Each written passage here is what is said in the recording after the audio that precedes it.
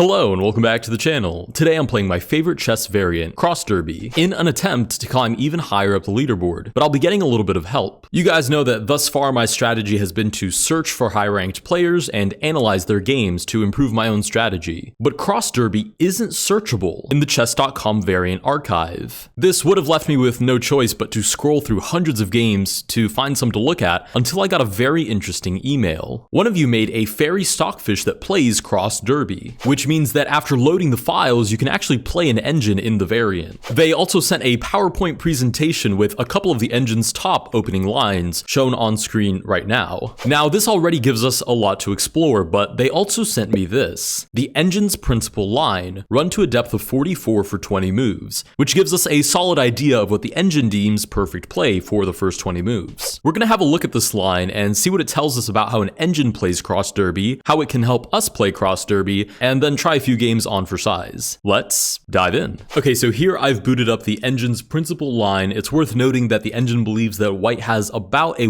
+1 point advantage by playing out this variation, which for a human can be winnable, but usually only if they understand why there's that slight advantage. If not, a lot of that times that extra point is actually just a draw. So let's go ahead and take a look at this line. The engine starts with f4, which is actually the opening that we like to play because it gives you somewhere to bring this knight out early on in the game. The engine responds with c5, so far so symmetrical. We get knight to f2, developing this knight right away, and the engine responds with d5 with the black pieces. Now, I keep calling it the engine. Keep in mind the engine is playing both sides at the highest level of its ability. We get knight to g4, so far this idea of bringing the knight from the corner and developing it very quickly to target h6, looking for f7, thus far this idea is actually validated, and the engine seems to agree that's what white should look for. Now, the engine as black plays pawn to h5, which in the past I've sort of criticized as not really understanding the point of the variant, which I think from a human perspective is sound, because for a human having one extra pawn isn't going to make a huge difference when the goal of both sides is to attack the enemy's king. So h5 doesn't really help black attack white's king. If anything, it's more of a defensive move, and really what it seems to be defending is the pawn on h6. But the engine has a much deeper idea later down the line. Now, as white, the engine continues with knight to h6, putting that same pressure on f7 that we've looked for in many games before.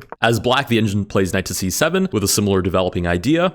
And then as white, we get a4. Now, this is a theme that you're going to notice across the entirety of the first 20 moves, which is restricting the opposite color's movement. So a4 in this position for white isn't about protecting the a3 pawn. It's about limiting the mobility of the knight on c7, stopping it from moving to b5 and moving further into white's position later. Now, as black, the engine continues with knight to d6, which seems to be a pretty standard developing move. Whether or not it's special that it protects f7 is a debatable point, but a developing move nonetheless. White continues here with knight to d3, sort of along the same lines as far as I can tell. Then we get pawn to f6 by the engine, another move that as a human player I would deem a little bit questionable because one of the supporting pieces of the g6 pawn is now removed. But we go back to the engine's main premise across the entirety of these first 20 moves, which is limiting the enemy's movement. So f6 looks to stop knight to e5. Now, there's something to be said for the fact that the engine can calculate 40 moves deep, so playing f6, it's fairly confident that there's no tactic later down the road, meaning 40 moves later in any direction, it's pretty sure that there won't be a sacrifice here or a checkmate of some kind. As a human, this move is a little scarier because we can't make that guarantee. Now, as white, the engine continues with knight to f3, also arguably just a developing move, and as black, knight to e6. As white, the engine continues with knight to c3, also arguably a developing move, and then as black, knight to c7. As white, it continues with pawn to e3, and then as black, we get knight to f7, and finally, now, 9 moves later, 6 moves after the original h5 was played, we see why the engine wanted h5. h5, again, the engine is focused on restricting the opposite color's movement. So g6 covers f5, h5 covers g4, which means this knight, although in a very attacking sort of position, actually has nowhere to move to. So even though a minute ago it had a sort of pseudo attack on f7, it's in a sense trapped now and has to be traded off for the knight on f7. Black recaptures, and suddenly white doesn't actually have an attack anymore. So as As white, the engine continues with pawn to g4, trying to create a breakthrough. As black, the engine captures, and then as white, it recaptures again. As black, the engine continues with knight to d8, maneuvering the knights around, probably rerouting back towards the king side to focus on a actual attack of some kind. And then as white, it plays a5. Now, as far as I can tell, I guess it just decided that the actual attack over here wasn't going very well, so it's looking for a breakthrough on the queen side to capture on c5, and as black, it agrees that that's totally sound, so as white, it follows through on c5. Now, what actually follows in the next couple of moves is a little bit of a engine type of skirmish, but as a human, we can understand this a little bit better if we look at this specific detail, which is that from white's perspective, they want to land on f7 or g6. Now, they only have knights to work with, so from what squares can white actually attack those squares? From these. And you'll notice that out of all of those squares, h4 is the only one available to white. All of the other ones are either defended, have one of white's own pieces on it, or have one of black's pieces on it. Point being, it's very difficult for white to get to one of these two squares, because it's very hard to attack them. Now, if we look at the inverse from black's perspective, they would like to get to either b3 or c2. But if we take a look at those squares, you'll see a black pawn, a white knight, white covering d4, white with a piece on e3, and then e1 is covered as well. So even worse for black, it seems impossible to get to b3 or c2, at least in a reasonable, foreseeable future. Now, I will say this is the kind of pattern that's a little bit difficult to find unless you understand that you're looking at an engine playing, and engines usually play along those lines of restricting the enemy's ability to make moves. That's why you see so many grandmasters playing an engine and, 30 moves deep are choked and are like, wow, it's like I just can't move anywhere, which is a pretty typical feeling and a really high indicator of engine play. Will we be able to play like that? Probably not, but the idea of limiting the opponent's ability to get to these two squares in the first place is really, really interesting to me, because I played with the idea of keeping pieces on the back rank on c1 and e1 specifically to hold down these two pawns, which opened me up to many sacrifices that ended up in checkmate anyways. But the engine takes a way more aggressive approach, which is to stop them from ever even being able to attack those squares in the first place. But anyways, let's continue with the skirmish. We get knight to h6, targeting g4, we get g5, moving out of the way, we get knight to f5, centralizing the knight. You can see these sort of minor improvements happening on the board, but nothing of huge note. The center has now opened up a little bit. We get knight to b5, both sides are trying to activate their pieces. We get knight to e1, white finally decides it's time to defend c2, but really black doesn't have that much cavalry on the way anyways. There's one knight on the way to a3 and not really any clear follow-up quite yet. We get knight to e6, knight to e3, there's a trade, and technically the engine line ends here, but it wouldn't really make any sense. Oh, I was gonna say it wouldn't make any sense for white to take on f5 and allow knight takes e4, but then maybe there's knight to h5 with force mate on g6. That's really funny. I kind of brainlessly finished the line with knight takes e5, which is not an engine move. Technically, this is where the engine line ends. I just figured that for the sake of clarity, I would end the line with knight takes c5, which in my eyes is an even trade. But I've just noticed that should white take, black takes back. What do you do about knight to h4 threatening mate? There's no defense there. So I guess should white take, black would take back, and then white would take, and then this is a different line that could play out. But that seems pretty winning for white with these two passed pawns. Anyways, you get the idea. I'll stop it there since that's technically where the engine line ends. Okay, so what are the actual takeaways other than the engine plays extremely strong, which we already knew. This is not new information. I would say the takeaways are that white should play aggressively, but probably even more aggressively than we originally surmised. I mean, the idea of leaving the knights on the back rank to defend these two pawns is nice and a very human idea, and it allowed me to play sort of lazy chess because I never had to focus on defending these two pawns, but it also takes two knights completely out of the equation. So playing more aggressively and actually thinking about how is my opponent going to get into my position and then stopping that idea is at the very least a viable plan. It's also worth noting that, and I'm quite happy about this, that pawn to f4 and then developing the knight very quickly, whether or not we're met with h5 to ultimately land on h6 seems to be a valid line of reasoning, even though it looks a little bit awkward because you send one knight out on his own. Really, you only need one knight to checkmate the king. I hope you guys found that interesting and instructive, and hopefully you remembered something, because now we're going to go take that into the real world. All right, we are all queued up, and as a reminder, we are at the moment ranked number 5 in this variant, which is really, really cool. This is obviously my highest ranked variant because it's my favorite and I'm most willing to grind it out. Plus I take special interest in it. So my goal is hopefully to break the top 3, especially after that very actually insightful engine analysis. Shout out to the subscriber. You know who you are. Thank you so much for sending that in. That was both very fun to analyze and I'm hoping will be very helpful in our actual gameplay. All right, let's get started with game number 1. All right, game number 1, we're paired against a 1500 rated opponent who starts with G4. I'm going to continue with C5 and basically play the same idea as black that I would as white. Since that seems to be what the engine purports, we get pawn to H4 by the white pieces, going for the kingside attack quickly, but I'm not so sure how effectively. We're targeting A3 now. We do get to land that knight on A3, and whether or not the white player knows it, this might actually be the best engine move, despite my argument that you shouldn't bother defending the pawn. We get knight to F3 by the opponent, which does seem to allow checkmate, and with that we win our first game and 4 points of rating. Let's go ahead and queue up again. It's worth noting that I'm 99% sure, I mean, actually, I guess I should be 100% sure because there's no other explanation, that cross derby is mixed with another variant, so your rating is an amalgamation, some ratio of your elo in one variant mixed with your elo in another variant, because obviously I'm playing a game and my rating right now seems to be 1984, but on the leaderboards it's like 2018 or something like that. Actually, I was thinking, what variant am I over 2000 in? And I'm pretty sure the answer is none of them, other than I guess 3 check, but that wasn't until very recently. So it might even be a mix of our blitz ratings and our cross derby ratings, because that's the only way that my rating would go up by that amount. I don't know, this is all speculation. On the right side, I can be 100% sure that every time I win a game and gain some rating, I can go back to the leaderboard and see a similar rating gain there as well. All right, and we do get paired again. We'll start with our engine-backed pawn to F4. I will say there's something to be said about the confidence that is brought by playing a line that you know is supported by the engine, at least to some extent. I probably should have looked at the opening variations as well, because I actually don't know what to play against F5. I kind of just moved on with the assumption that C5 is the best engine move, and somehow that's what we would get in our real games. But Grandma seems to have different ideas. Grandma takes. I could take back, and I probably should. I could also just play knight G4 and look for knight here. I'll play it safe. I'll play it safe and take on E4. We do get knight to D6. Let's go ahead and reinforce one knight with the other. And we do get knight to C5. I'll go ahead and take on D6 and then look for knight to G4. We'll continue with a similar idea as before, and once we place that knight on H6, we'll try to find ways to distract this knight, or at least restrict the opponent's sort of attacking ideas.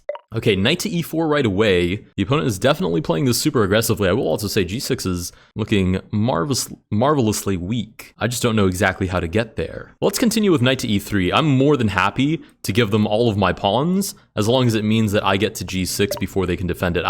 They blunder knight to F7, and we do grab that mate with 4 more points. So we haven't had the chance to actually play one of the higher rated opponents. We have had several higher rated players in previous episodes, and those are the ones that I'm most excited to play F4 against and see if we can't cause them a little bit of a headache. Okay, we do get paired again, this time against the ultimate pawn. Let's go ahead and play F4. We're almost, well, in a sense, rated a true 2000 in the variant. We get knight to C6, we'll continue with knight G4. Although technically in the whatever combination style rating they've created for us, we are already rated 2000. Okay, and we get the resignation by intimidation.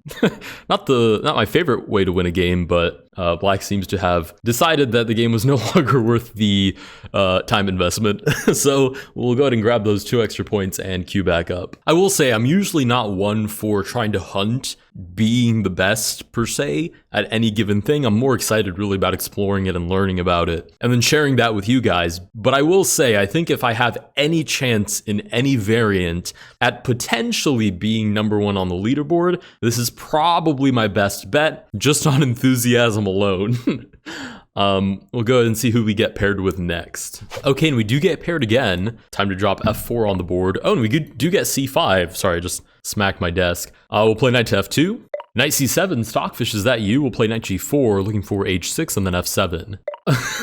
They put the period, like underscore period, say you have fun playing this, and then resigned. What? I'm gonna say I do. I don't know if they said that in a negative light, but it came off absolutely hilarious. It's like the plain face, period, underscore period. It's like, wait, you have fun playing this? I just love the notion that my absolute favorite variant, a totally different style of player, would open it up, take one look at it, and be like, what is this monstrosity? Oh my goodness, but we do get paired again. Oh, I think they might just be giving me free elo. Take me to 2,000. Oh, don't cancel the game. You should have played a move, especially if you're not going to play this again, right? Just make a move. Give me some free rating. By the way, I'm totally kidding. Chess.com, please don't ban me. We'll play pawn to f4. We do get paired again against Harsh. We get pawn to f5. Okay, I've now said this twice, but I really should look at that opening repertoire after this game. And I think f4, f5 is an idea that I saw, or at least a sort of pawn structure that I saw in one of those opening lines. And then we'll get an idea of what the engine thinks the approach is for that. We get pawn to e5. I guess we'll go ahead and take. Should the opponent take, I will probably sacrifice it. They don't. We get pawn to f5. I'm a little concerned about e5. Well, I guess I could play g4. I'm totally fine with sacrificing because, again, we've learned from the engine that you're supposed to play this at least pretty aggressively, even if this is an accuracy. Oh, we get the resignation again. Okay, I'm starting to think that people just don't want to play this variant. I could restrict the rating range probably, and that would help out with this. But before we continue with any of the games, I do want to go look at the PowerPoint presentation created by that viewer. I think it will help us with lines that aren't the top engine line per se. All right, we have the presentation on screen now. Let's go ahead and move through. We have variation 1, which is the kingside exchange. Okay, so we do have f4 and f5 on the board. This is the actual variation itself. And it does start with f4, f5. The knights move towards the center, f2 and then c7. But it already counts on knight g4, h5, knight h6 happening. So this actually happens after a knight trade, which means I don't actually get to see further than that. I guess I could run it through the engine myself, but I'm kind of lazy. Oh, it's not in any of the lines. Oh, you have to be kidding me. Is there anything in common that I can see through here? I will say in the line that we did go through, as soon as f4 was on the board, g4 followed soon after to get that kingside breakthrough. So I'm going to assume that that's what, at least along the lines of what the engine would play, is g4 to get that breakthrough on f5. All right, so we hop back over to chess.com and see if we can get paired again. Actually, maybe I should take a moment and see where I am on the leaderboard. How's that? Where are we right now? What's our actual goal in this? Okay, so funny enough, we actually are still in 5th place. Just now, instead of being rated 2018, we're rated 2040, which means we are not far at all from dethroning the 3rd place player. We're off by some 26 points, which really shouldn't be that difficult to glue together. So let's move on to the next game. All right, nice. Now we get paired with Maling Hyper, who I actually believe we played in 3-check as well. It's really funny to see those reoccurring names, and we do get c5 in the variant community. We'll play knight to f2. So far, so engine. We'll play knight to g4, and we are rated 2000 flat, which is good, but it also means we're possibly in to lose a lot of rating if we do mess up this game. Although I feel pretty confident coming in with our preparation. We'll see what the opponent makes of this, whether or not they decide to spare the pawn. They do. We'll play knight to h6, and we do get knight to b5. I think I'm going to sacrifice the pawn. Or, well, no, let's play a4. The opponent spared their pawn. We might as well spare ours. And it's still our turn. We still get the tempo. I would have had 2 tempo to my name had I allowed them to take my pawn, but I don't think I would have done that much with those 2 extra tempo. We do get knight to f6, controls the squares that we can potentially move to. Let's play e4 and then try to follow up with e5. Like I said, we've learned from the engine that a big part of this is not only attacking your opponent, but restricting their ability to attack you. So a move like e5 stops development like d6, knight to d6 that is, because of pawn to e5 with the forking idea. It also grabs some center space, which I think is good. We get pawn to b5 by the opponent. I'll probably just let them take that. Unless their goal is to play b4, then knight to d5 I guess isn't the best for me. So I'll play e5 right away, force the knight to move back. Oh, b4. I can't honestly imagine that's super precise though. Maybe it is, maybe it works, but I'm going to do my best to challenge it. If we do take, the pawn would take back. I get a pawn, they get a pawn, and maybe they're actually totally fine there. Wow, that actually may just be totally a-okay for them. All right, we'll bite. We'll go ahead and take back. And the opponent does take back as well. Now the real question is, where is my attack? Let's go knight to e3. That way we have 2 pieces defending the c2 pawn, and then maybe this knight can also develop. We did see that once the position sort of stagnated for the engine, it mostly focused on developing the knights and then looking for more ideas. Now, I'd assume the engine did it with more precision, already having ideas lined up, and I'm sure its move order was very intentional, but we get knight to e7. Ours will be more about just getting our pieces developed. Let's go ahead and continue with knight to d3. If they do want to play c4, that is just a free pawn, and I get rid of that knight on a3, but we get d6 instead. Let's go g4 and start looking for a breakthrough on the king side. I don't have a specific idea quite yet, but I will say I'm much lower on time than the opponent, so I do have to pick up the pace. Knight to e6 seems to allow f5. I'm not sure how concrete that really is, but it looks cool. It looks aggressive. Yeah, we'll go ahead and try that on for size. Pawn to f5. At the very least, we vacate f4 for our own knight to follow through on. We get knight to g5. We'll go ahead and take on g6. The knight could continue to advance, but it's not actually threatening mate of any kind. Let's go ahead and take on h5, and then play knight to f4. Knight comes to e4, but again, it's not actually threatening anything specific. In fact, I think I can just play knight to f5 here. I might as well do it with this knight though, right? Should the opponent take, I have knight g6, which is mate. I still have this knight defending c2, and this knight is on the wrong set of squares to aid in the actual attack. And there might not be a way to defend this because there's knight to g6, that's not my knight. There's knight to g6, which is mate. There's knight to f7, which is mate. And there's a knight on f5 being just bothersome. And I don't think black can do anything about it with these two, which is really strange. You do notice that they have a knight on a light square, which means it would move onto a dark square next, and vice versa for a dark squared knight. But it's really strange how the interaction really is between these three knights and these two knights, but not much else. We get knight to g3 trying to distract me, I think, but I'm pretty sure I can just take, and then knight g6 is forced. We do get pawn to c4, knight g6 is checkmate, and we do gain 13 points of rating, which is really nice. I will queue back up. I think it's only fair that we get at least one game with the same opponent as the black pieces, since that was a pretty close game. I feel like I came through very nicely at the end, but it started out very even, and it is worth noting that white does definitely start with, although slight, definitely starts with an advantage. Okay, we do get paired again with 1500 rated opponent, and we get the white pieces. It's funny because while I was waiting to get paired, I was thinking about the analogy that I used earlier, that I'm something more of an explorer than an actual competitor, even though I would like to climb my way to the top of this specific leaderboard. And the more I thought about it, I really started this channel more as a crash test dummy, like the one with the crash, like the danger symbol on its forehead that you put in the car and then send it off a ramp and then it explodes in the distance. That's how I sort of started this whole thing, just crashing my way into chess variants and chess challenges and trying funny openings and what have you, and chess adjacent games and whatnot. But it's funny because over time I've taken more interest in them, and actually following through on researching them to get better at them has become more of a priority. We get knight to e6. What on earth does the crash chess dummy do now? You'd imagine I just develop more pieces. So let's go knight to c3.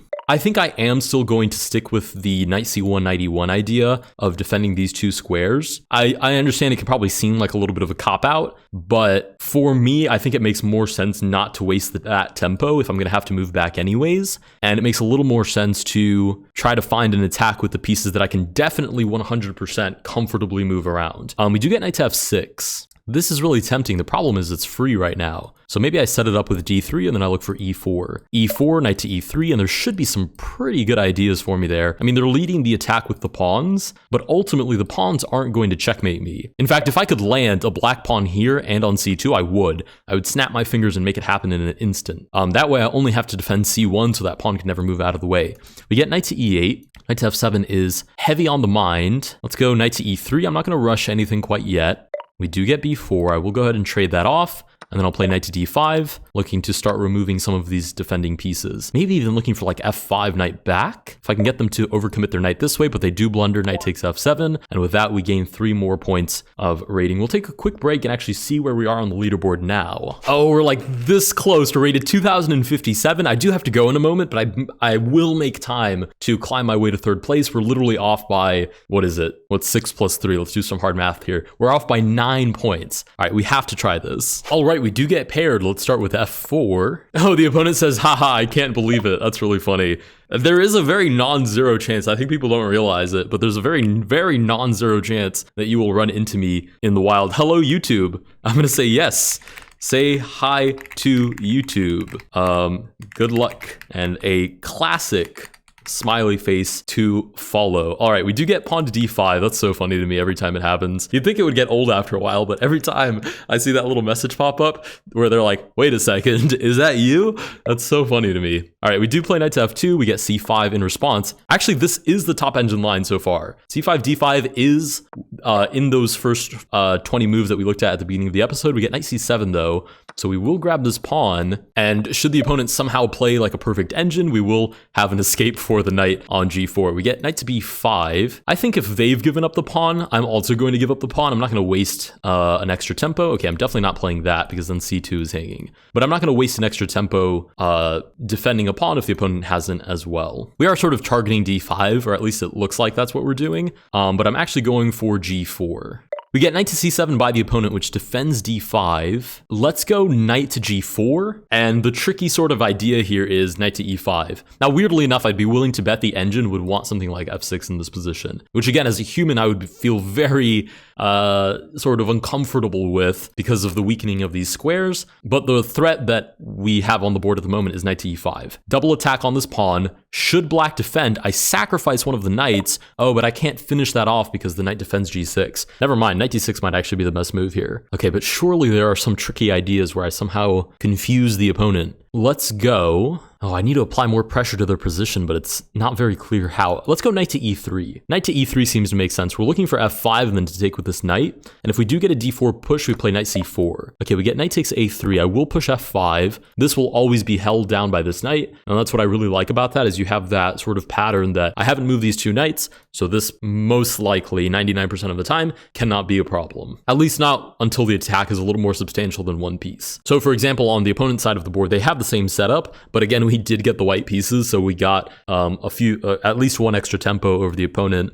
and we have more attacking pieces set up there at the moment. We do get knight takes f5, or rather pawn takes f5, knight to e5? Or do I just take and allow this trade to happen? Yeah, I guess I should just take and then trade those pieces off. And then it will take a second, but we will get that knight to e5 idea hopefully back onto the board. I'll also say the thought occurred to me sort of more so in passing, just at random. But one of the things that the emailer sent me was that, well, firstly, I told them that I was amused by all of the different lines because my intuition told me that if an engine played it, it would probably be very, very drawish. And they did confirm that idea. They ran 100 games through the engine and 79 of them were draws. We get knight to e6, looking for knight to d4. Let's just play e3 to stop that idea dead in its tracks. But the reason I bring that up is because should two players be very well matched for whatever reason, their style of play, their ability, whatever, and it is a sort of drawish position, I think the human urge to force a victory is something that needs to be considered when you're playing this variant. We get pawn to c4, threatening to take. I take back with the knight. I don't think anything new happens there. So I'm just going to play knight to h6, especially with fewer pieces on the board where there aren't that many different ideas. So the room for error might even be a little bit smaller. You know, imprecisions will cost you a lot more when there are less pieces on the board. So if it is a draw-ish or drawn position and the opponent tries to force it, there's a very real chance that they end up walking themselves into a hole. For example, right here, I'm already pretty sure that knight to e5 wins because I'm defended here and I'm defended here, but I don't see how they defend f7 twice. So I'm going to play knight to e5. Should the opponent take, I take back. Should they take here, I take back. There's always something that I can take back with unless they take with the pawn, which isn't forcing, so I will take on f7 in that case. So the opponent probably should have spent a moment there to play a little more defensively, but again, that human urge to look for the victory is very strong sometimes. I mean, I've definitely lost a couple of games playing this variant where it was probably just a drawn position and I should have settled for it, but I tried to overcommit for the win. The opponent says, looks like I got farmed. I'm going to say good game, smiley face. We'll throw in a haha so they know that I did read their little their little comment. They do want a rematch. Sure, we'll grab a rematch. Is this the first game we play as black? I don't think it is. I think we've played as black. I just didn't really notice. Have I? We'll play pawn to c5, knight to c7. I guess I should play d5 since that's technically top engine move, and it's probably an idea that would apply anyways, but I don't know why I'm not super compelled to. We'll play h5 looking for allowing the opponent to play there, and then we'll play knight b5 ourselves. Yeah, they do play a4. We'll play knight to a3. And we do have a perfectly symmetrical position. They break the symmetry with e4 because I can't play d5 and just give up a pawn there. So question is, what should my plan be then? Let's play knight to f6 and target e4. If I can't move into the center myself, I might as well attack it and see if I can create some sort of play through that idea instead. Right. Oh, yeah, no, knight to f2 works. I don't know why I thought that hung knight to c2, but it doesn't. Knight to f2 defends e4. You'd imagine d5 is a possibility. Here, I play this. I can't play knight to d6 because of the fork. I could play b5. Let's go with that. And then I have knight to b6. Right, and hopefully I can get the opponent to divert their attention to this half of the board. That's my ideal situation, so that I can continue to create attacking ideas. We get knight to e3. I think I'd take here. I think I take and then I play knight to b6, right? We're hitting a4. We're looking at potentially moving to c4 ourselves.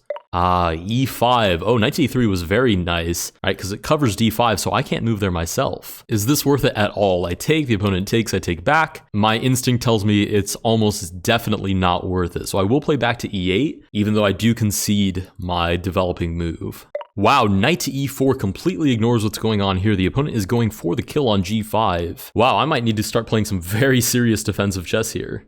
They say relentless pressure, also I'm on trackpad. That's kind of funny. Okay, what on earth do I do about this relentless pressure? Is f6 really necessary here? It might be. Takes. I'm just a little bit nervous about where that takes me in the game. If I play knight to e6, f5, takes, knight e4, they play knight g5, and the f6 is too late there, so I might just have to play f6 right now. I'm gonna say I'm definitely feeling the pressure.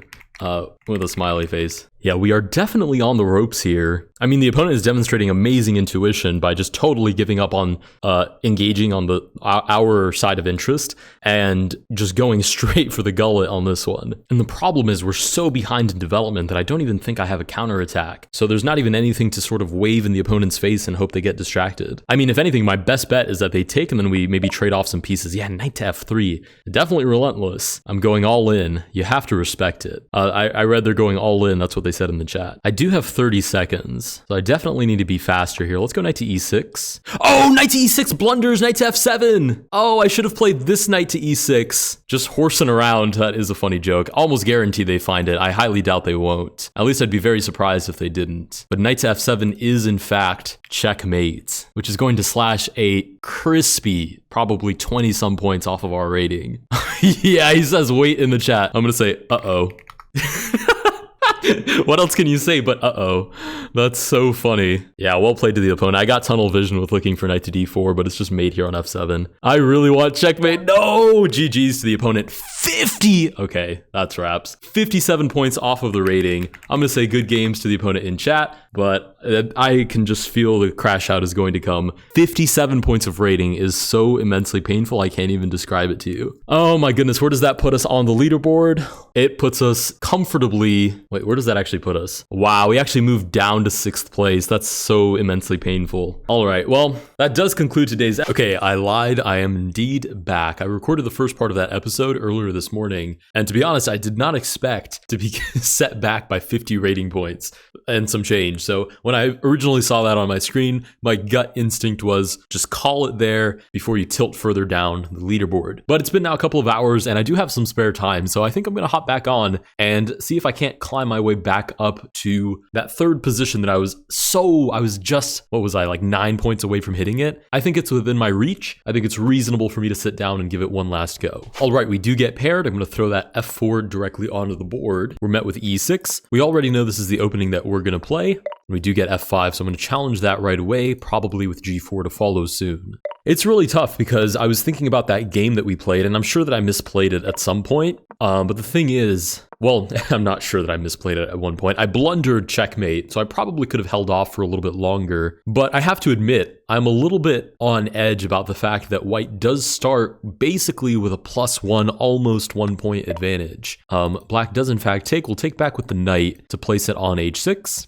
because that means if you do play lower rated players, it's not totally unreasonable that if you're gaining, 2 to 3 points of rating against 1500s and then lose one game and you lose 57 points of rating or whatever it was, it's not unreasonable to lose one like that every so often with the black pieces. Now, it's probably very unreasonable to lose it in the way that I did, but I'm just saying over the long run, oh, this person actually did almost what the computer does, which is trap your knight and then force you to trade it off, which is actually a very, very smart play there. We're going to develop our own knight. But I was thinking about that. Unless you have like a pretty perfect win rate against that elo of opponent, you're in for a pretty nasty surprise every so often.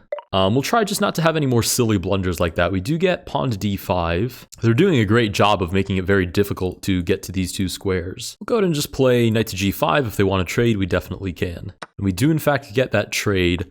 I'll play knight here, looking for knight to e5, targets f7, targets g6 as well. Knight comes out. Oh, I guess the idea is knight to d6 to cover f7, which does make a lot of sense. We'll develop our own knight, looking for knight to f4, and then I think we're forcing mate on g6 pretty much against anything. Yeah, so they play knight to e6, that allows knight takes, and that is in fact checkmate, which gains us 5 points of rating. So it'll take 10 games just like that one. The opponent says, hi. I'm going to say, hey. We get pawn to f5. I don't know if they messaged me in the last game. I'm sorry if you did send me a message. I probably didn't see it. We get knight to d6. Let's play g4 and try to keep the pressure on that side of the board. We'll go ahead and take back. We're threatening this. This is an interesting strategy. The idea of, oh, they say, are you the real? That's funny. I am, smiley face. Boom. We do get knight to f7, so they're going with a different strategy this time. We'll play e4 and just play a little bit aggressively. I don't know exactly what I'm looking for. I'll probably just follow a similar setup to what I did the last time. I don't know if I should go for the trade here. Probably just go back. Go to develop my knight to d5, what have you. Maybe pawn to f5 as a break in just a moment here. They say nice. We get pawn to e6. Knight g3 is a little premature. Let's go h4 so we can go knight g3 without h4 coming back to boot us. So knight to c6, let's go here. This doesn't actually have a follow-up attack. We are more than well defended. What it does do is cover f5. So if we push, takes. I mean, we could trade everything off there. That really isn't the end of the world. And it opens up e4 for this knight to come into play as well. So they do take back. Does it actually make a difference which knight I take with? I don't really think it does. I think they're going to take me back anyways. Yeah. So we'll end up with a knight there regardless. We get knight to g6. So they're guarding the actual squares with their own knights, which, I mean, makes sense. It's just a very curious approach. I haven't really seen something like that before. Let's go knight to d5. Maybe we can stop them from developing to c7. And somehow I need to coordinate these knights to come out to attack without being afraid of getting attacked myself. Yeah, we do get knight to c7 by the opponent. Let's actually go here. Let's totally ignore them and see if we can't grab g7. They play knight to e5 to reinforce. So you'd imagine that we should play here to unreinforce. Very technical terminology. We're basically just trying to uproot this knight so that g6 becomes a weakness again, and we have another knight that can come to swap in as well. The knight does take, which allows knight takes g6, which is in fact mate. We get 4 more points of rating. We'll go ahead and queue back up. Say GG's in the chat as well. Always a good practice. All right, and we are paired again. Play f4. G5 right away is super amusing. I'm going to totally ignore that. I might just completely ignore that. If they want to keep taking, they absolutely can. It would advance my own development. Right now we're threatening f7. It's not winning by any stretch of the imagination. Okay, now I will take back, and I'm going to start pushing towards the king side as quickly and as aggressively as I reasonably can. Knight to e6. Very interesting approach. I'm actually going to go this way, I think, even though it removes the defender of b3. I'm not super concerned because I have c2 under control, and I'm targeting e5 right away, which looks like a lot of fun for me there. Ooh, they offer a knight trade. Am I interested? Don't think I am. We're going to go knight to e5. Force one of these knights to come out and defend, and I think, oh, I'm not quite ready to sacrifice because this knight still covers. So I'll need to keep developing. Let's go knight to d3. I'm totally okay with this trade. Get rid of one of their attacking knights, even though it would double one of my pawns. Okay, now it would just double one of their pawns. So I'm more than happy to lean into that idea. Let's go here. Maybe, I don't know, knight c3, knight e4 is an idea. They've now developed this knight. I don't know how concerned I should be about that. Actually, I can just play knight e4 right away, right? Because should they take, I just have knight takes f7. And if they don't, yeah, then they need to retreat the knight, which gives me an excuse to protect my own knight again. Actually, I could have just played knight to g5. That was totally unnecessary. Okay, now knight to g5, and there shouldn't be a way to defend that enough times. Yeah, check. Go ahead and pre-move the mate on f7. And that is in fact checkmate. We do grab 4 more points of rating. We're not as far behind as I felt we were when we lost all that rating, but I have to admit it was quite a drop from where we were. It was quite an Icarus moment. We were this close and then we just crashed and burned, but we're making our way back up now. Okay, and we do get paired. We now have the black pieces against a 1478 rated opponent who starts with knight to d3. We'll go c5. We must tread ever so lightly. Now I've already noticed that nobody's defending b3 anymore, which means in the long run there are 2 pieces defending c2, but the idea doesn't really change. That if I can land a knight here and then sacrifice, and then also have a knight on d4, I can have b3 mate, which looks kind of far away, but within the realm of cross derby isn't totally out of the norm or out of reach. I mean, I know I got dunked on in the last episode doing exactly that, or rather falling for exactly that idea, but it's hard not to notice that we are playing with the black pieces and seemingly a little bit behind on development because of it. Okay, the opponent is now under 2 minutes, presumably calculating exactly how they want to proceed in the position.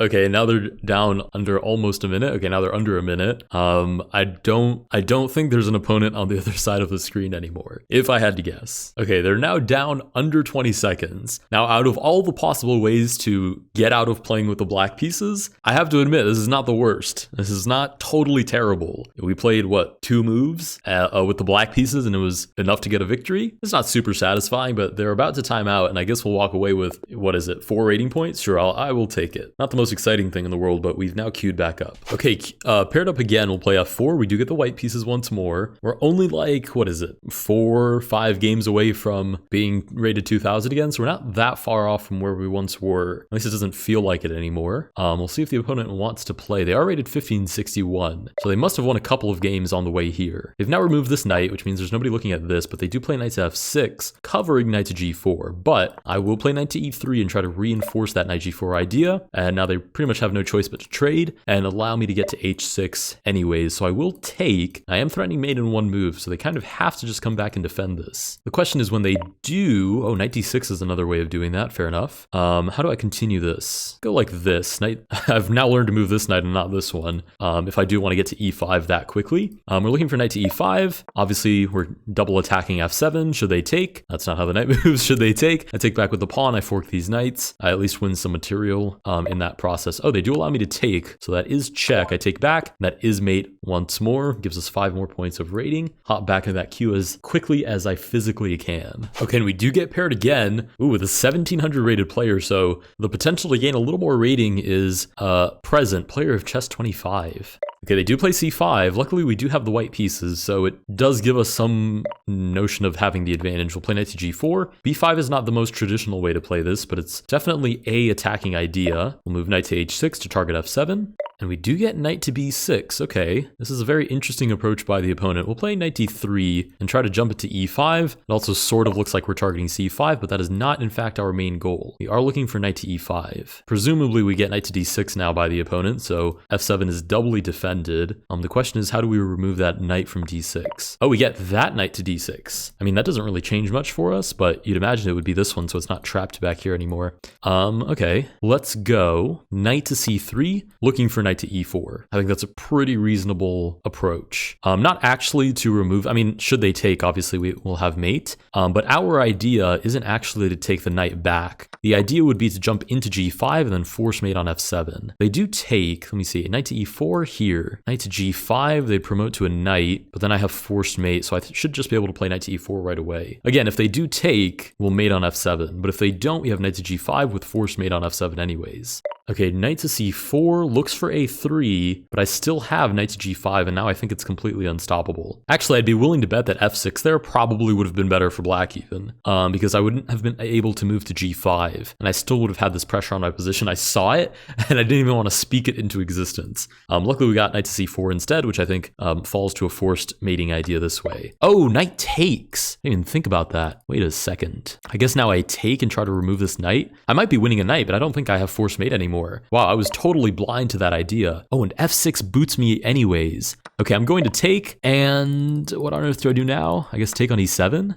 Wow, I really thought I had forced mate there, but I guess I just miscalculated. I guess we'll take on b3 now. It's not like I have much of a choice. We get knight to e6. I'd imagine I want to restrict the opponent's ability to keep moving to my position, especially because of these ideas, which do not look like any fun to deal with. Oh, wait a minute.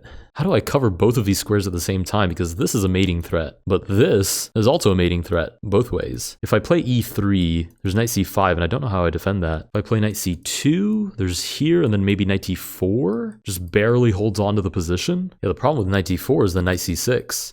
Oh, knight c6 right away even. Interesting. And the question is there any way for me to defend this? I think I'm genuinely just devastated here. I think I don't have anything I can do here. Like, I don't think I even have any sort of counterplay. I don't know I'm going to play this, but I'm pretty sure knight to a5 is crushing. Yeah, knight to a5, I don't think I have any way to defend that. Yeah, I mean, I guess I'm just gonna resign. There's nothing I can do there. Wow, 50 more rating points to the gullet. This is so painful. I mean, as an almost 2,000 rated player, I don't think losing to a 1,700 opponent warrants, they say GG's in chat, of course, GG's. I don't think warrants losing 50 plus points of rating. I think that's excessive. But I guess if we want to force our way to the top of the leaderboard, we're gonna have to be ready for some pretty major blows. Okay, and we do get paired. I don't know, I almost just want to play in silence. That was so demotivating. Holy smokes, knight to f4, I guess. G4. I still think this idea is sound. I just think I'm missing very elementary tactics that I shouldn't be missing. We'll go for this idea again. Yeah, knight there, we'll play this. Knight to f7 seems to walk into mate, and we get 3 points back. Yeah, I think I might just play some of this quietly because I don't know, I need to focus or something. Holy smokes, that was pretty bad. I will still put up the time lapse so you guys can see all the games and what have you, but I just need to lock in a little bit.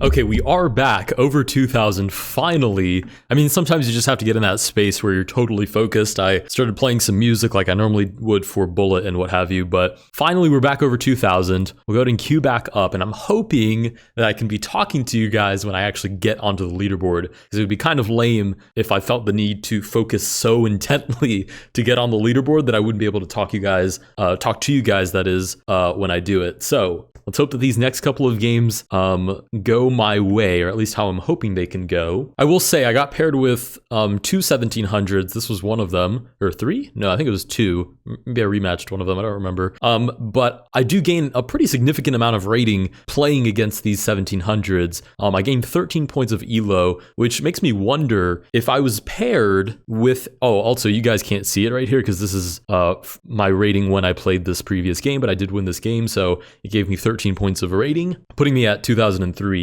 But it makes me wonder if I could actually get somebody my elo to get queued up against me. I wonder how much rating we would win/lose playing if we were even. Because you'd imagine if I lose 50 points of elo playing a 1700, which is in my opinion totally insane, but I win 13 points, then you'd imagine that two 2000s playing against each other would be playing for like 20 or 25 points. But I don't know, that's pure speculation. Just waiting to get paired again now. All right, here we go, a 1589, previously my Achilles heel, these 1500s, but we do get the white pieces. We are met with f5. We'll play knight to f2 anyways, and then I'll just look for one of these pawn breaks. I think g4 is a good starting place. I have decided to play this a little less often, just because having this in your back pocket saves you so much time, because it's one thing for the computer to understand that this knight, for whatever reason, is unnecessary. It's another thing for you as a human to play your way through that. We get knight to d6. Let's go knight to e3, and we're looking for f5, but if the opponent takes it, I wouldn't be totally mad about that either, because it wastes the tempo. They do say hi in chat. Hello. Say hello in chat. I will say I talked to I think 2 or 3 of you guys. You guys were really, really nice. So GG's, and nice talking to you guys as well. But I obviously didn't have my mic on, so I wasn't able to verbally address you guys. But I did talk to you guys in chat, which was fun. We get knight to b6. I think it's just about high time for f5. We'll take it back with the knight. And I've realized that e7, for whatever reason, gets disregarded pretty frequently. And we'll go ahead and take back to the point that you can sort of finagle your way to g6. A surprising number of times. We get b4. I might as well take back first and then move my knight out of the way. Are you real? I am real. Good luck. Trademark smiley face. We'll play, I suppose I should get my knight out of danger. We'll play knight to e4. Because yeah, I've had a couple of games now where I land on g6. Well, this opponent notices that idea. That doesn't mean I shouldn't take on e7 though, just to have that pressure on the board. And the question is now, how quickly can I get to g6? And it's probably going to have to be something along these lines. We do get knight to f7, which is reasonable. We'll play knight to d3. Now I'm moving this out of the way. Now I'm moving it out of the way because there's only one knight on the king side, and it doesn't even have any particular scope into my position. So this should already be almost excessive. I don't think the opponent can defend g6 now. So I'm going to play knight to f4, and I don't think the opponent can stop me from landing on... Oh, they have knight to e5. Yeah, good find by the opponent. What do I do about this? What do I do? I mean, I guess I could just play knight to d3. I'm probably just overthinking it, right? There's no need for an insurance policy if there's no attack in the first place. So knight to d3 to uproot that knight on e5, make it so that there's only one knight covering g6, but, okay, not how the knight moves, but two of them attacking should be enough to force that mating idea. More importantly, there's no knight that can come and defend this one, right? So knight c4 isn't possible, knight d7 isn't possible. They do say GG. Yeah, GG. Oh, and we do get 4 more points of rating. We should be at an all-time high now. We'll go ahead and queue up one more time. I am subbed, by the way. Oh, gee, thanks. I appreciate that.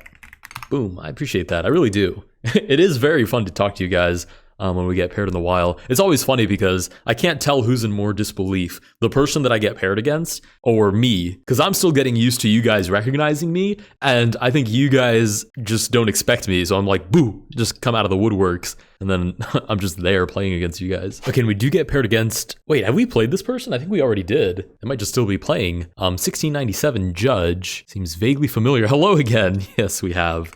Hello again. I don't remember if I lost against this player. I think I did. I think this is the player that even explicitly said that they were going all in on the attack. Yep, that's exactly who it is. We'll play knight to b5. They're going to take, I'm going to take, and we'll do our absolute best to hold them off. Pawn to e4. Okay, we're definitely going to go about it differently this time. Let's go knight to f6 with the idea of e5, knight d5, knight b4. We do get knight to f2, so they're trying to hold us back. You'd imagine d5 here is kind of reasonable, trying to break open the center. I mean, e5 is a little bit annoying, but then, I don't know, maybe knight e4, maybe knight e7. Yeah, we do get e5. Let's go ahead and play this. If they want to trade, we certainly can. We do get that trade, so this is a weakness now, but hopefully it's not game defining. Like, what if I just play this? I don't know, I also probably need to develop this knight on c8. Let's go here, e6. e6 to control any f5 push. And then we also have knight t7, knight d5, which I think is pretty reasonable. Maybe even knight c6 if we really want to get to b4. Okay, we get d3, trying to break open the position. I mean, I don't really have a choice but to take unless I just want to lose a pawn for no reason. So I will take, and then I think I'm following up with this knight maneuver. And I think that's looking pretty darn good. I don't really see what white can do about it, because I'm hoping to land on d4, for example, and then give check and then sack to land on b3 with mate. And as you can see, probably this isn't top engine line, but considering I'm playing with the black pieces, I'm playing this way more safe. Still not how the knight moves. I'm playing this way more safe by having all of my pieces sort of in reserve. We do get knight c4 trying to get this trade. I don't really think I can do anything about it but accept. So I guess I have to take. We'll continue with knight c6. We'll get this knight active first, and then later we'll worry about bringing in backup. I mean, it can never be this knight or else we drop f7. So I guess it would have to be this one, but then this one's also kind of trapped. So who knows? Maybe it's even something like b5. I mean, they're down to 25 seconds. It is 3-2, so you do get 2 seconds back for every move you make, but it's still not ideal. Oh, c3. Trying to hold back the knight, but I go this way, targeting b3, targeting c4 at the same time. So somebody has to defend b3, and then I think I just take on c4 probably. That seems decently reasonable. We do get knight c2. Let's go knight d2, still targeting b3, maybe looking for knight to e4. Get knight to e3 by the opponent. Is that trouble? You'd imagine it is, but let's see if I have this, and c4, knight c5, knight b3 should be winning. The question is whether or not the opponent gets there first. I don't think they do. I don't even think they have a way to target g6 in that manner. They have to get to h4, which is really difficult to do. So I'm going to start with c4. We do get g4, knight d7, and I genuinely don't think the opponent has a way to stop me. Knight c4, how do you stop knight to b3 with mate? You have 7 seconds to figure it out, but we do give check, and then we should give mate as well. Okay, with that we gain 8 points of elo. If the opponent does want a rematch, we will accept it, and this will probably be the last game before I can check the leaderboard, and probably already be top 3. So we're going with the same opening. The difference is this time I'm ahead of tempo. I'm ahead on tempo, that is. So I will grab the center right away. I'd imagine that's the sound thing to do here. We get knight d6 by the opponent. We'll play knight c3. Again, I'm going to leave the setup back here. I might not even move those arrows just to remind myself that I'm not touching that, basically. At least not until I've tried my best with all of the other resources I have available to me, meaning this piece, and of course the knight on h6 as well. Once I've sort of exhausted those pieces and the ideas that come with them, then I'll think about moving these others. We get pawn to e6. Is f5 totally outside the realm of possibility? Takes. I mean, it's not totally outside the realm of possibility. It doesn't look great either, though. Maybe e5 is, I think e5 is worthwhile there. Just seems to weaken a lot of squares, and then e6 is kind of in the way of the opponent's pieces. We get knight b5. Oh, looking for knight d4, I see. So if I play this, they're going to play knight d4 and target c2, but I'm going to play knight d6. I have enough defenders, and I don't think they do. So I think knight to e4 might actually be totally fine here. Right, because if they go here, I have 2 defending knights. Okay, still not a knight move. 2 defending knights, they would have 2 attacking knights, but on the other side of the board, you'd have knight d6. So 2 attacking knights, but only 1 defending knight. So I'm pretty sure we might already have this one maybe in the bag. We do get a5. Now the question is, if I can't go to d6, maybe I can go to g5. And is that still sound? I do think it is. I don't think they have a way. You'll notice that none of these squares, well, of course not this one, there's already a knight there. None of those squares are available to the opponent to defend f7. So they either play d6 and allow me to take and hold off for one more move, or they continue with their own threat, but there's not actually a follow-up there, so f7 is kind of inevitable. The opponent says, I'm being farmed XD. I'm gonna say, haha, GG's. I'm pretty sure. Oh, they do resign and offer a rematch. I'm pretty sure you got you got some good rating off of me earlier. And a smiley face. Okay, we'll say GG's as well. But that is wraps for me. Let's go ahead and change into full screen, and hopefully there's some good news on the leaderboard. 2051, is that updated? Oh, it is updated. Oh no, 2051 puts us still in 5th place. Wait, did these guys gain some rating? No, they've always been 2066. Oh, I'm just not as high rated as I thought I was. So how many more points do I actually need? 9? Need about 15 more points. All right, we'll jump back in the pool and try this on for size again. Shouldn't have left Judge so quickly. Judge, if you're out there, I do apologize for leaving so quickly. There we go. I'm gonna say in chat, and we're back. That's so funny. I'm gonna say, and we're back in chat with an exclamation. They say, oh, ... That's so funny. Okay, knight c7. I mean, I have no issue with playing into the same line. It seemed to work out for me last time. Judge says small player pool, which is absolutely true. There is a relatively small player pool online at the moment. We'll take. They take as well, so we're in a symmetrical position, but we both have chances. Ah, they play pawn to e4. Now that is a good looking move right there. Let's go knight to f6 again. It seemed to work last time, so.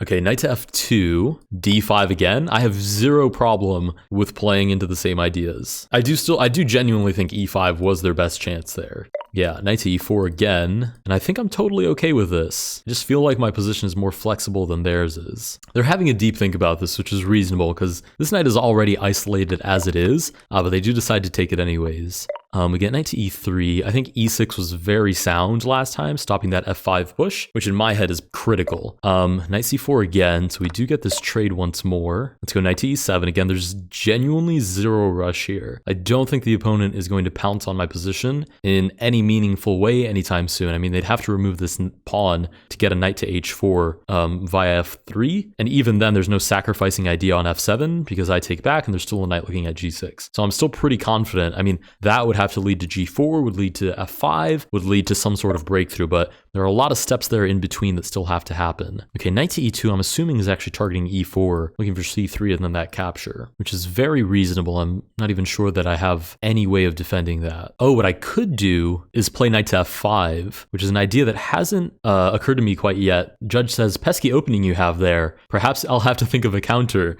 It's like, thank you. I like my openings extra pesky. Extra pesky. The knight does take. Now the question is, which way do I take back? You'd imagine this way, right? So this knight has a very clear line of sight down the board to actually start some sort of attacking idea. They do play g4. They're going to insist on trying to break open the position, which makes sense. But I'm going to try to hold off for as long as I can. They are down to a minute again, which may come into play here. c3. Yeah, c3 stops me from continuing that attack. Let's go b5. I mean, as long as we're engaging on this side of the board, I think I'm a happy camper there. Down to 57 seconds. And I hate to Hawkeye the clock like that, but realistically, it will come into play if this keeps up. Yeah, they're about to dip under 30 seconds. So there might be a little bit of a time scramble here, which I don't think is my biggest issue. I think as long as I continue to play concretely, the time scramble will sort of happen on its own, if that makes sense. The opponent will have to spend time calculating through concrete moves. Okay, now they're really eating into their time. They're under 10 here in just a moment. I did have that pre-move prepared. Knight to c2. There's genuinely no rush here. So I can take my time here finding the right moves. I mean, this is a zero risk move because we're just looking for b4. And they're down to 2 seconds. One, they almost flag, but it's not quite there. Now, where's my attack? Let's go b4. Maybe I don't care about this. They do flag on time, which gives us 7 extra points of elo. They do offer a rematch. We'll accept this one as well. And hopefully those last 7 points and maybe 7 more points on this game will give us what we need to get on that leaderboard. I do find it funny that we play into the exact same line every time. I mean, it seems to work out for me, so I have no complaints. We'll take here again. So they've gone with something different. Instead of playing knight b5, they go for knight to f5 right away. Interesting. Switching it up. I'm going to say, I see. Just genuinely my reaction. I'm not really sure what to make of this. I mean, it looks better, but I guess I'll take, just so they have to take back and it's my turn again. They do take back, which makes sense. Let's go knight c3 looking for e4. If they do play d5 though, it's kind of pesky, but we have g4.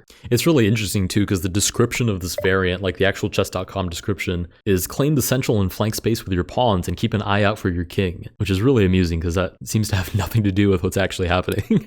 We get knight to f6. Let's go, I don't want to cut off e4, but e4 isn't possible for me anyways. So we might as well go knight to e3. We're looking at f5, we're looking at pushing g4 again because it's supported by the knight. e6 cuts off d5 for certain, defends f5 for certain, but still allows g4. So we'll try that. And again, you can still see this sort of skeleton in the background. Ooh, d5 looks for d4, which is unfortunately a fork. Now, should I take d4? I don't think I walk away a happy camper from that exchange. Let's do this. Let's go g5. If they want to go knight to e4 for a trade, we definitely can. If they retreat, then I guess just knight to a4. And even though we're engaging on this side of the board, this side seems to have gotten a little locked up.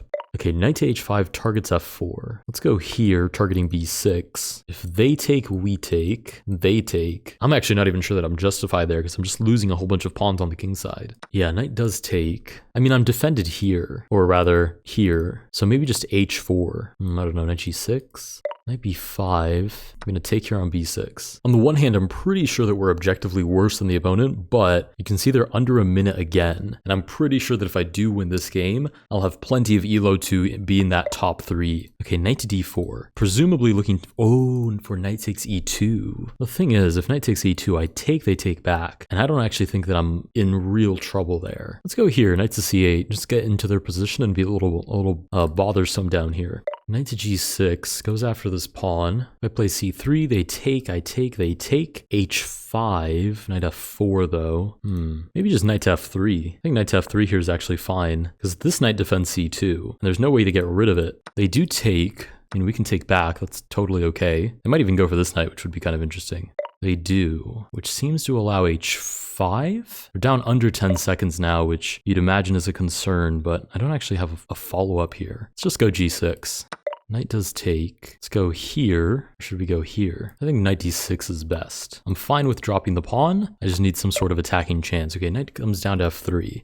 Supposedly looking to reroute to d4. I think my best chance here is check and then I take. Hopefully I promote and then have this. Knight back. If they sack, I take with this and then I take. Yeah, knight goes back. Promote, and then I've mate in 1. Oh, but they play there. d3. Nice, and we do flag the opponent. Absolutely insane game. I'm going to say insane games. GG's, that was crazy. Because they really did put up an insane fight. I mean, this was probably the best opponent we've played all this time, and I don't know, it might have just been a mental block, but that was very well played by the opponent. Okay, full screen, leaders. Let's go ahead and refresh the page, and look at that. We do actually make our way into the top 3 by one singular point. You can see that we are the bronze medalist on that leaderboard, and I feel like I've finally proven that I'm somewhat decent at my own favorite variant. Anyways, if you guys did enjoy this video, please consider liking and subscribing. Shout out again to the person that sent me that email with with the Fairy Stockfish to play against, as well as that 20 move sequence of the top engine line that was helpful and also very interesting. I will see you guys in the next one.